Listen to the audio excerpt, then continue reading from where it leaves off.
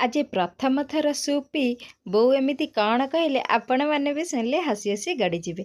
नमस्कार सांग मैंने ए पिलाटी को देखी ना पानी देखिया मात्र ओदा होची पाटी कलारू जीभ देखे दौड़िकी पलाउची। संध्यारे स्वामी हाट को जाई सेठू गुपचुप सहित बाईगण आ बिलातीर किछि चारा नहीं आसिले आ मोते सूप बनैबा को कही निजे से चारा गुड़िक हाथ धरी चारा गछ लगैबा चलीगले।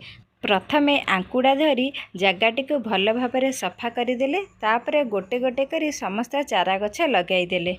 मु एपटे सूप पे समस्त परिबा कटाकटी कर सूप प्रस्तुति रे लागी पड़ी।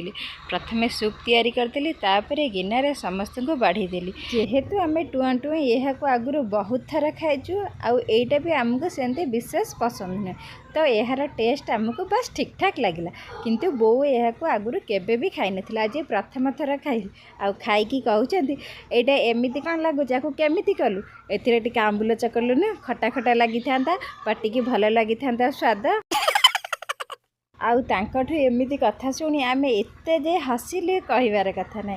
तो आपण मानक जदि आमर ये भिडियोटी भल लगी तो चैनल को सब्सक्राइब करने को जमा भूल रही। जय जगन्नाथ।